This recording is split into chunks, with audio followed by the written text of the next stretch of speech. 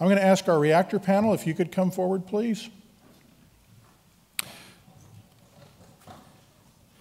We've asked these individuals representing a federal partner, a foundation, industry partner, and a university to react to the comments we've just heard and maybe share a few of their own ideas and opinions after we have spent a day together now talking about the history of extension, talking about how we can impact the future, and now try to get more concrete on creating that vision for the future. I'd ask you to hold your applause while I introduce all four panelists at once, and then we will welcome them to the stage, and we will give them 5 minutes to share observations of today and reactions, and have a little bit of time for question and answers. Our first panelist is Dr. Kathy Woteki, who is Undersecretary of the United States Department of Agriculture, which is USDA, Research, Education, and Economics, which is REE if you're keeping count on acronyms from today, as well as the department's chief scientist. Her responsibilities include oversight of 4 agencies that comprise research, education, and economics, and they are the Ag Research Service, National Institute for Food and Agriculture, of which Cooperative Extension is part, Economic Research Service, and the National Agricultural Statistical Service. She also, I don't know how this happened in your job responsibilities, has the National Agricultural Library and the National Arboretum. Dr. Woteki's research interests include nutrition, food safety, policy, risk management, health survey design, and analysis. She is the author of over 60 refereed scientific articles and 12 books. She's received her MS and PhD in human nutrition from Virginia Polytech Institute and State University, and received her BS in biology and chemistry from Mary Washington College. Our next respondent is Jennifer Sirangelo, President and CEO of National 4-H Council. Jennifer is a believer in young people and their capacity to change the world. She leads National 4-H Council in its mission to increase investment and participation in high-quality, positive youth development programs. Jennifer joined Council in 2006 to lead new initiatives to grow support for the 4-H movement, which reaches more than 7 million kids annually. In her previous role as Executive Vice President and Chief Operating Officer, she led the development of Council's strategic plan and tripled annual fundraising. Jennifer has a Bachelor of Arts degree in Communications and Political Science from William Jewell College, a Master of Public Administration from Syracuse University, and attended St. Peter's College at Oxford University. Jennifer is also an undergraduate Harry S. Truman Scholar. Dr. Bruce McFerrin is the Vice President of Agriculture Administration and Dean of the College of Food, Agriculture, and Environmental Sciences, beginning his appointment in November of 2012. He joined Ohio State after serving for 3.5 years as Dean of Penn State's College of Agricultural Sciences. Bruce currently serves as Chair of the Policy Board of Directors of Agriculture within the Association of Public Land-Grant Universities, and if you don't know what that means, that's a really big deal. Bruce's research expertise is focused on the use of genetic tools to examine population structure in pest insects, and that's why Dr. Ramaswamy relates so well to a fellow entomologist. Bug guys. Bruce has also taught a wide range of classes in entomology and has traveled internationally sharing his expertise. He has a BS from the Ohio State University and an MS and PhD degree from the University of Illinois. I'm proud to say I'm one of the 2,000 Twitter followers of Dr. McFerrin, and I will continue to follow him until football season starts and the Ohio State starts popping up. And our last respondent panelist today is Dr. Martha Bernadette. Martha is a family physician and daughter of the founder of Molina Healthcare, Dr. C. David Molina. She has spent her career in clinical administrative practice of medicine, helping her family business grow from a single clinic to a nationally traded public company in operations in over 18 states. Her areas of focus are consistent with her family's mission to bring health care to underserved audiences, has been addressing issues of access, especially among those who face economic and language barriers. In addition to chairing the board of the Molina Foundation, Dr. Bernadette also serves on the boards of the national nonprofit organization First Book, the Children's Health Fund, and my personal favorite, she's on the board of directors of National 4-H Council, where she chairs the governance committee. She's a graduate of Long Beach City College and Long Beach State and holds a doctorate of medicine from UC Irvine and a master's in business degree from Pepperdine University. Please join me in welcoming our panelists.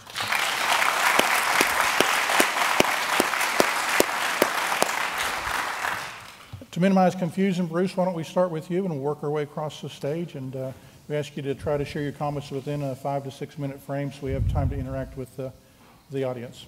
Thank you, Doug. It's polite of you to ask me to restrict my comments to 5 to 6 minutes. I'm just kidding. No, those of you who know me know I'm not. I suspect that they thought bringing us at the end here would somehow be very succinct, and we would say what they said. And we could get away with that, but I think none of us have an intent of that. We hope to reinforce. Let me start with a bit of a challenge, and I had the opportunity to close out the Galaxy Conference in Pittsburgh last September and talk a little bit about some of the opportunities lying ahead for cooperative extension. Those of you who were there, I've taken my 8, maybe 7 points down to 3 key things that I want you to take away from this session thinking about. The second century needs us to think about these 3 things. We need to be scholars, we need to be partners, and we need to be entrepreneurs. Let me elaborate just a little bit. Scholars. We are evidence-based educators. It's time to throw the 3-legged stool on the kindling pile. And you know what I'm talking about. For us in the room, the 3 legs of the land-grant stool are teaching, research, and cooperative extension. But for our bosses, and with all due respect to the huge impact that the Kellogg Commission had in helping us address this engaged university notion, for our bosses, it's teaching, research, and service. We will not build partnerships if we are a service organization. We are evidence-based educators. You've heard me say this before. We need a ladder metaphor. The key components of a great land-grant university are discovery and dissemination, research and teaching. And we turn those 2 sticks into a productive tool, a ladder, by connecting them with that practical application of knowledge. That's what we in this room and the people we represent do. And think about that ladder not only as a metaphor that talks strictly about research, discovery, and education dissemination, but also as a tool that gets us someplace. We take those steps up that ladder to achieve something greater. We are evidence-based educators. And partnerships, partners, being partners and engaging partners. We will immediately open the floodgates within our own institutions if we talk about our education and scholarship rather than framing ourselves as service-oriented. And it will be a set of partners, some of them very, very predictable. We've worked with engineers forever. We've worked with education. We've worked with nutrition. Where we're headed is working with the full spectrum of scholarship that lies within our institutions. We are the front door to the nation's land-grant system in every community in the nation. We're the front door. And we need to have all of those other disciplines, from health to social work to all elements of scholarship out there. We need to be respectful, embracing, and encouraging of external partnerships. When we get out in that community, we know there are a lot of other organizations that are trying to accomplish the same goals that we exhibit. And there's not enough time in the day for us to do our work independently. And we need to make sure that we're building those partnerships effectively. We need to be entrepreneurs. If we're going to survive and thrive, we need a new business model. We need funding partners as well as program partners. This is the last day of the rest of your life. We're celebrating 100 years.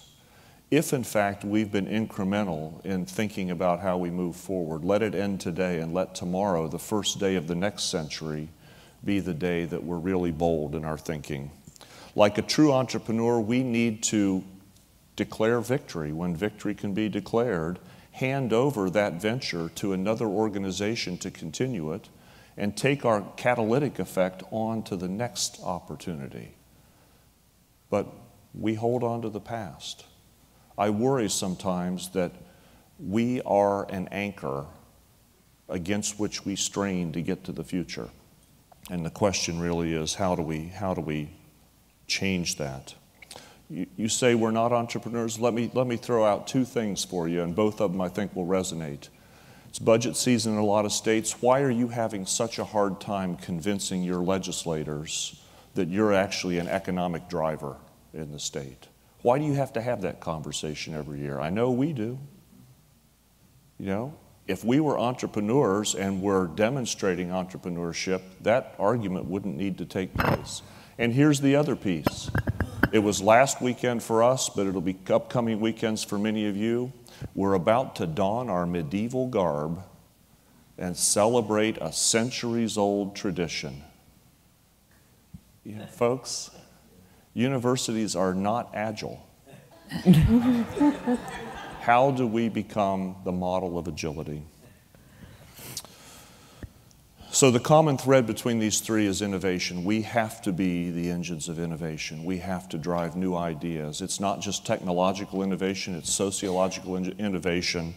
We have to work to do what the Smith-Lever Act recognized. You've heard it today. It didn't start in 1914. It was recognized in 1914 that what we've done in the land grant system is to drive innovation. We've taken knowledge to people where they live and work, and we need to find a way to revitalize that. We need to come back to that with a renewed spirit, with a renewed sense of purpose, tackling the items of the day, and you've heard so many examples throughout the day. We are change agents for society, and so let's be the innovators for the next 100 years. Thanks.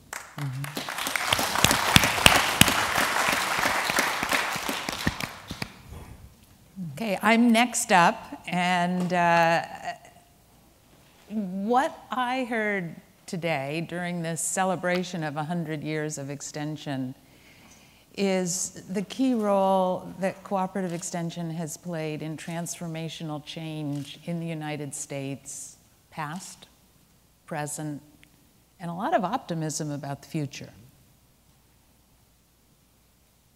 There's also been a subtext, and it is what Bruce has referred to in his comments, the genius of the triumvirate, linking higher education, research along the entire spectrum, from very fundamental inquiry to very applied problem solving, to a mechanism of providing that science-based, evidence-based information to the broader public for their action. That is a genius. And yet that model, as we've also heard in a thread that's run through all of the presentations today, and that Bruce has just really brilliantly crystallized, of cooperative extension is also going to be undergoing enormous change as it's reacting to the environment around it. There was also a subtext of the genius of the partnership. When you think of these institutions that Congress created through the two Morrill Acts and extending that in 1994 to include the tribal colleges in this land-grant university family, the Hatch Act, and then the Smith-Lever Act that we're celebrating today, those pieces of legislation were geniuses in leveraging the federal government and the states in support of this educational and research partnership. Again, a really brilliant concept that has paid off for us in the United States. You heard in my boss, Secretary Vilsack's comments, his devotion to creating a revitalized rural America, and the role that he really looks to the land-grant universities to play in that revitalization. And I really appreciated Peter McPherson's admonishment to all of us to dare to think bigger, dare to really face into some of these very large challenges that are facing us. And he named specifically the disparities in education and the disparities in health that we are experiencing across the United States, whether we're in rural communities or in urban communities. I've also thought, as I've been sitting here thinking about the celebrations that are going to be going on across the country for marking 100 years of extension, that each one of us, as we're sitting here, are probably thinking about this through our own lens, our own educational background, our own family backgrounds, our own experiences that we've had in our careers to date. And you heard that my background is human nutrition. So as I think about these central challenges that are facing us, and in which we're expecting extension to continue to play a very transformative role, I think about it from the perspective of human health and human well-being. And that, for me, the central question that's facing us is it possible to produce a health-promoting diet that's going to be coming from agricultural systems that are long-term sustainable, so into the millennia to come, and that are also going to be able to provide all of the other goods and services that we're looking to agricultural systems to provide. We've reoriented our priorities within the REE mission area to address what we see as being the 5 major ways that we're going to be addressing that much broader question. And those, I think, are probably well known to this audience. Food security, in which we're nesting the production, agriculture, both crops and livestock research. But that food security is not only domestic, but it's also international, and in which we're partnering with Agency for International Development, and also through many bilateral and multilateral research agreements to provide that research base that is going to be so important for food security for the future. The second priority area is food safety. It's not enough to produce food. It also has to be safe, or you're not going to have a healthy population. The third priority area is human nutrition. So that food supply that's produced has to also be providing that full array of foods and nutrients and other bioactive substances to promote lifelong health and to provide for the population achievement of their potential, growth potential, and also mental potential. So that human nutrition aspect is another priority area of our research programs. Creating the bioeconomy that's going to be built off of these resilient agricultural systems and provide new opportunities for jobs in rural as well as in urban communities, and also provide those feedstocks for other industries, whether it's pharmaceuticals or plastics or other materials that are going to be so important for our economies of the future. And the fifth priority area is climate change, to develop those resilient systems that will enable us to do all of those other priorities and in a way that's long-term sustainable. So we view this as really being the central mission now and for the next generation. It's going to provide enormous challenges to our partnership in how we go about not only doing the research, providing that educated workforce, but also providing the information so that individual farmers communities will be making the right kinds of choices that will lead us to those resilient communities and resilient agricultural systems that are going to be so important for the future. So as I sat and listened to all of the speakers today, what really thrilled me was the sense of excitement and the sense of optimism, that despite recognizing we're facing these enormous challenges, there really is a sense that we have in place so many of the pieces that are going to be so important to facing these major, major challenges. And that particularly with the history that we have in our partnership with Cooperative Extension, we have a mechanism for addressing these. So I left with excitement and optimism as being the two watchwords of the day.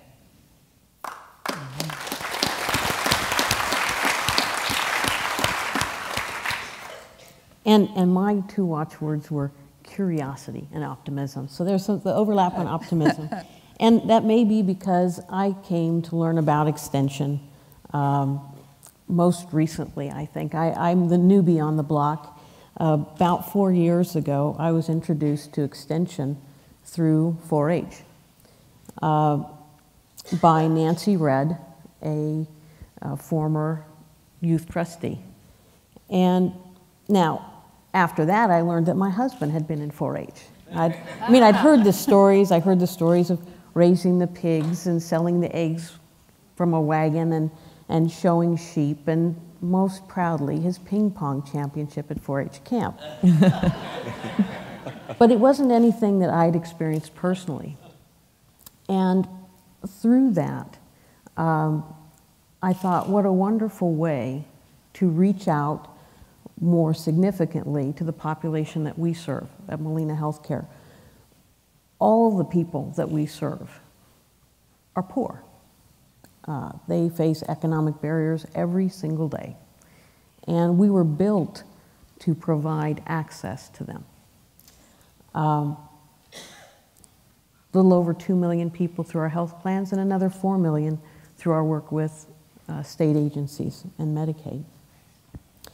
And when I learned about extension, it was because I had the opportunity to do something big.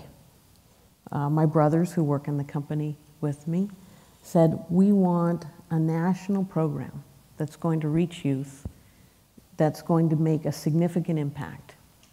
And the first thought was to address pediatric obesity. And Nancy introduced us to 4-H, and we started talking. And the more we talked to 4-H, and the more we learned about all the pieces, the more we realized that the project itself was going to be to listen to youth, to bring them to the table, to invite them to help us determine what policies needed to be in place for the future and what programs we could design and take to communities.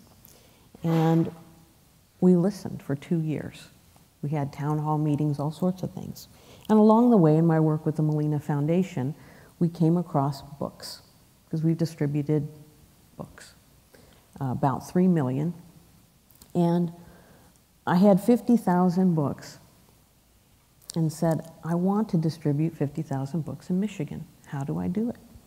So I called Tom Kuhn, who sent me to Sherry. And then I said, I have some particular criteria, Sherry Booth. And they were that we were to involve multiple community-based organizations. We were going to give them all out to needy youth, and that it needed to be done all within a short time frame, because we wanted to address the summer slide and help kids retain what they had learned during the school year. Within 48 hours, I had a call with a local extension person, Marie Rumenap. Within 2 weeks, I had a full plan. All the places these were going to go, everything that was going to be done, all the different organizations and partnerships locally that were going to be involved, the demographics of the kids that we expected to get these books. And I was blown away. I was sold. And I said, that's what Extension does? And then I started looking and learning more and more. So at the time, I went to Jennifer and Don Floyd, and I said, these people in Michigan, they're incredible. They are incredible. I don't know how you found them. And the response I got back was, Martha, they're all like that. Yeah. And since that experience, we have reached out to Extension as our university partner, our research partner, and our partner in making things happen in prevention through the National Diabetes Prevention Program in New Mexico and Florida, some work in Washington, and that as a private, well, we're for-profit, publicly traded now. I consider us private compared to university kind of program. We looked at Extension first. Their mission aligns with ours. Get to the people. And it's that connection. It's the application of what you've learned. You walk the talk. And it's true. And not everybody does out there. We have lots of people coming to us and telling us they can do great things. Extension's kind of actually quiet. It was quiet for us. My mom used to say, say little, do much. And I saw that in Extension. And the one thing I would encourage in the next 100 years is to say much. Because there are a lot of organizations out there that would like to help along the way and receive help for those that they serve. Extension is full of creative problem solvers. They have never seen a problem that they couldn't solve, and they couldn't solve through a partnership. They don't need to do it all themselves. They reach out, they find the right partners, and they get it done. And I know you live this life every day, but for me it's unique, and it's wonderful. So I will say, as far as my last parting words, is that you should help reduce isolation in the communities by continuing with your partnerships. Stay curious and stay creative.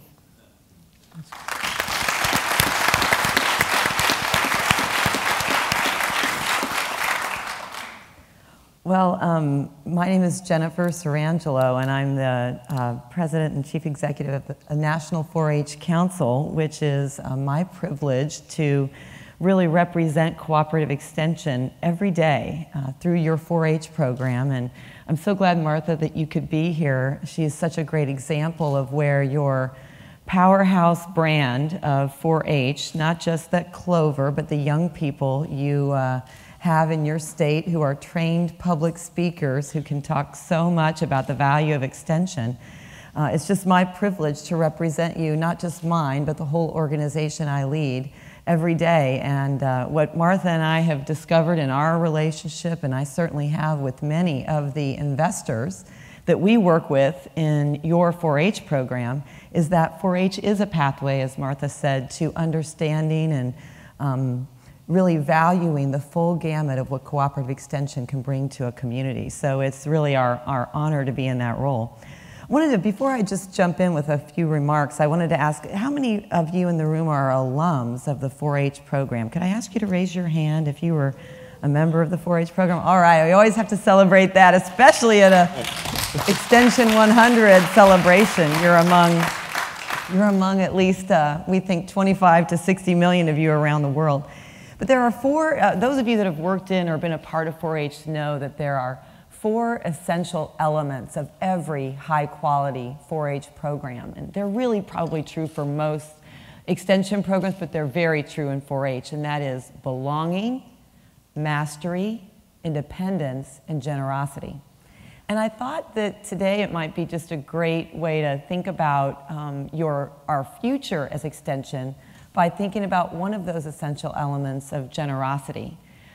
Martha talked a little bit about it, and I actually heard you, June, mention it too, and a number of the speakers, thinking about how, as Extension, we are giving away and very open to so many partnerships and a very generous organization. I think Martha said, you know, speaking softly, I think that's a factor of the generosity that we're really, Extension is really out to make that change, a lot less to talk about how we do it and why we do it and certainly toot our own horn. But what I've learned in my 8 years of seeing so many of your programs, I've been to 30 states, I've seen 4-H programs in those states, and what I've seen is tremendous generosity, but where it's really making the biggest impact, especially as it relates to the changing demographics of our country and our young people as a leading indicator of what our country is going to look like in 50 years and the next 100.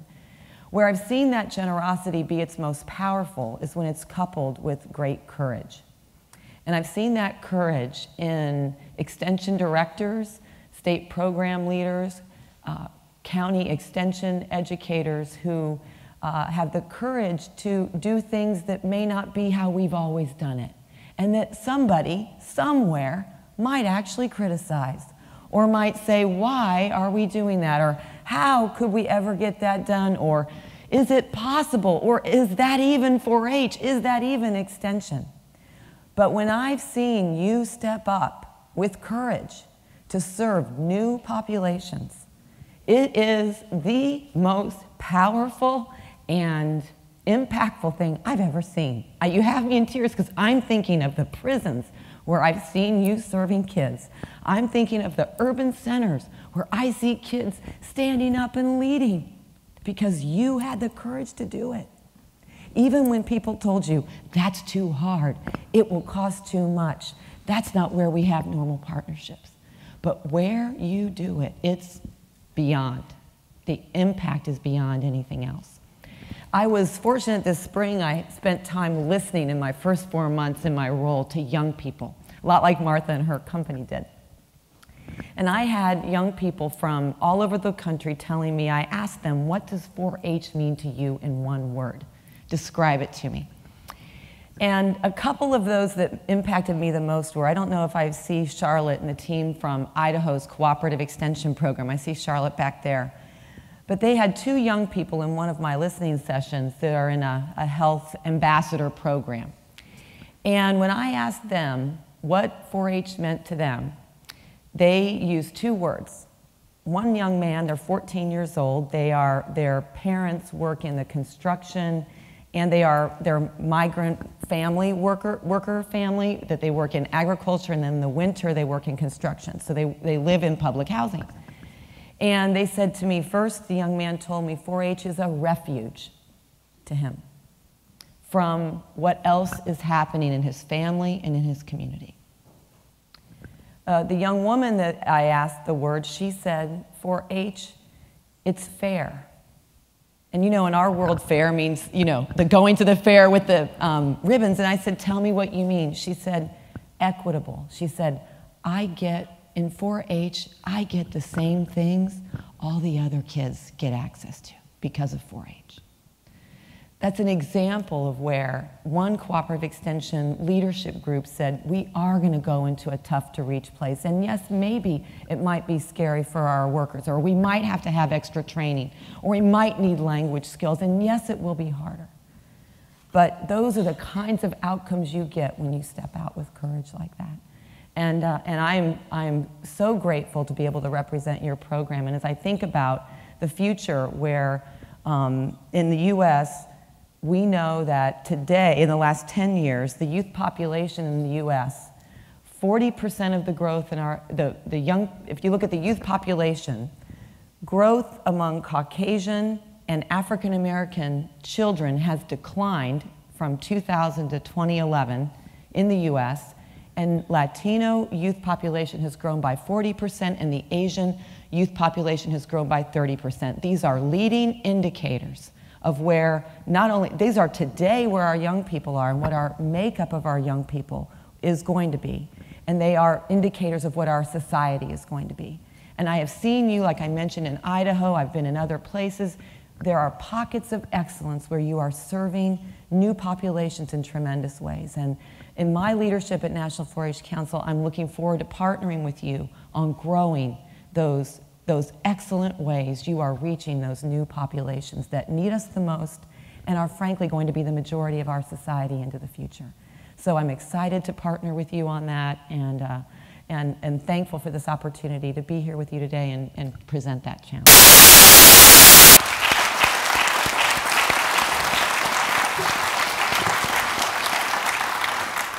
Thank you, panelists. Unfortunately, we're bumping up against some time constraints. But as moderator, I'm going to take the liberty to ask one question I'd like all panelists to answer in less than 1 minute. Okay? Not all 1 minute apiece, not 1 minute together. So it's not like a speed round. 15. So what I'd like to ask and throw before you, and it could be reinforcing a point you've already made or something you heard today, but we need to leave this room thinking about our future and how we move forward. And so I'm going to ask you or challenge you, what is the one challenge or caution you would give to us to think about as we leave this room and start planning the future of Extension? Well, I have a couple seconds to mull that over. We're on time constraints. We have buses that are going to show up at 4:15 that cannot be here past 4:30. And so I don't know if you had problems like I did this morning trying to find where to come in the room and stuff. So during lunch, I left a trail of breadcrumbs leading back up. I don't know how to get there. It's kind of like herding cattle, though. If we get one person going in the right direction, just follow somebody, looks like they know what they're doing, back through the atrium, upstairs, outside, that should be where 3 buses are going to be. Might be 5 buses, depends on who wants to show up this afternoon. And we will board them as quickly and as efficiently as possible. So we're going to spend about 4 or 5 minutes in here, a response to my question. I have a few closing comments on behalf of the Centennial Task Force, and then we will need to adjourn promptly and start making our way to the exit to meet the buses. Bruce, you mind starting us off on that challenge question? I'd be happy to, and those of you in the audience saw that I raised my hand as a 4-H alumnus. I also met my wife at a county fair putting up a 4-H booth, and was a 4-H educator between my master's and PhD degrees. So I am truly one of these children of the land-grant university. I believe the mission, but we have to be brave enough to challenge the status quo. This is a transformational calling, And the single challenge for us leaving this room is to pledge that people look back with us in what we do next year with the same respect that we look back to those people who worked through that first year of 1914. I reflected on the questions that came to the secretary that all had to do about resources. And so my caution and challenge would be that as we build towards the future, that we find a way to message to our state legislatures and to the Congress about the essentiality of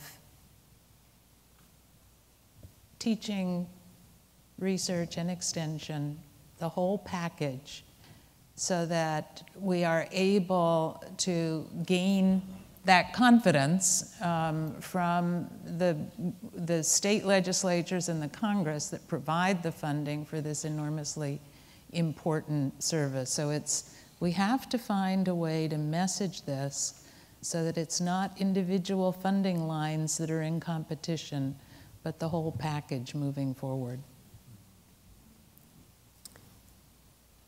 Technology is going to drive so much of what we do in the next 100 years. And a large part of that's going to be the way we communicate. Communicate with one another and communicate with all the communities we reach. It's going to enable communications to be very, very broad, and I challenge you to take those interactions very, very deep. Because what we lose, or potentially may lose with technology's breadth, is that depth and that communication. And along those lines, I'd say, think generationally. Expand your reach up and expand your reach down. and connect those generations. In rural southwest Kansas, the Kansas State Extension has a rapidly growing 4-H club program for children whose parents work in the dairies, the feedlots, and the meatpacking industry. The families named that 4-H program Una Vida Mejor, a better life. And that's what you do in Extension, and I encourage you to embrace the changing demographics of our young people as a part of how we will continue to make a better life for all Americans. Thank you. Please join me in thanking our panelists again.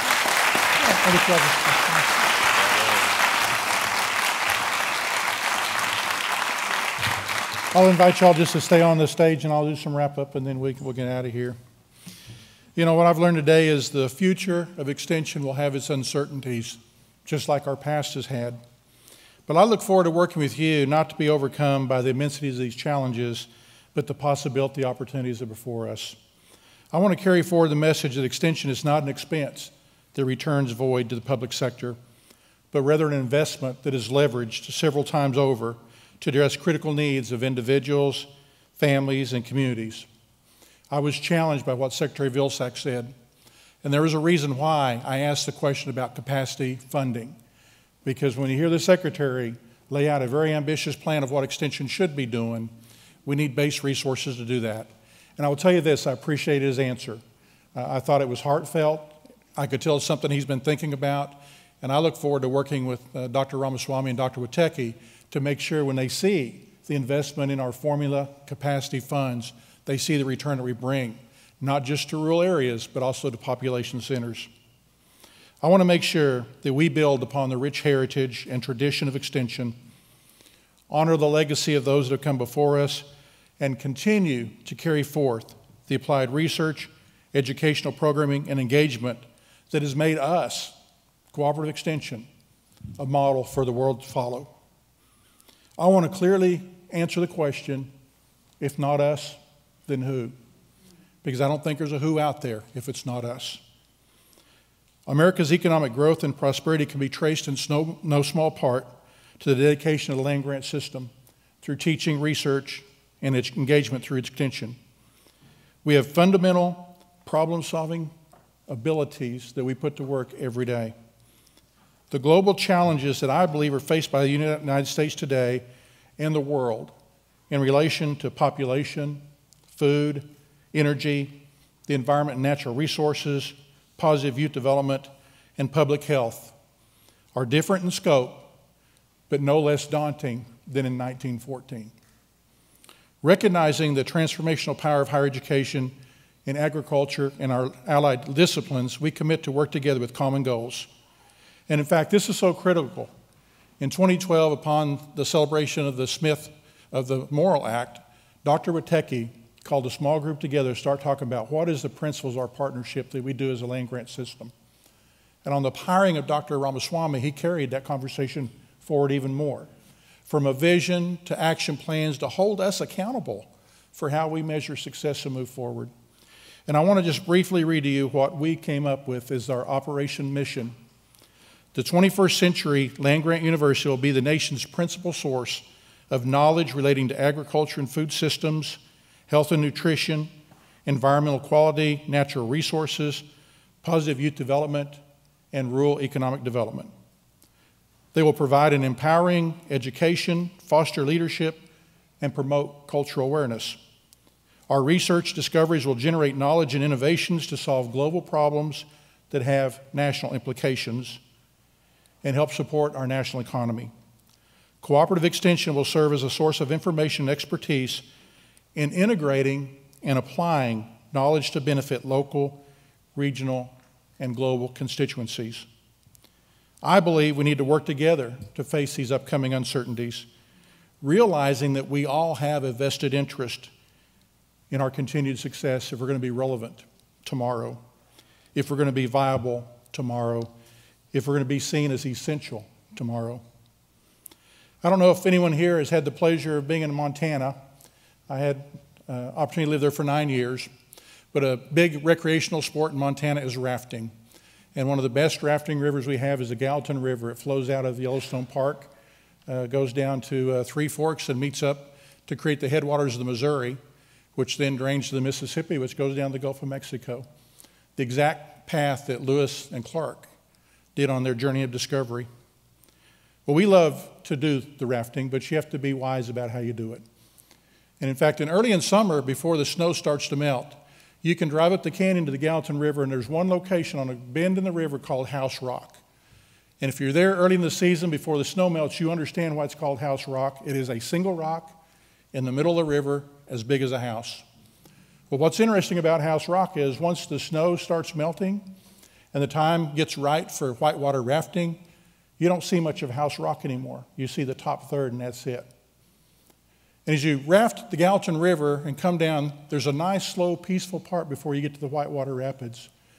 And a good rafting guide will pull your group aside, and he will tell you, it's been peaceful, it's been serene up to this point in time, but around this bend is House Rock. And we have three choices when we get to House Rock. One, we can paddle as fast as we can and work independently, and we'll probably be caught up in the vortex of House Rock and have to wait for somebody to drag us out of that vortex. Another thing we can do is not paddle at all and let the current take us. And he said, in my experience, that has not been very successful because the current sometimes does not take you where you want to go.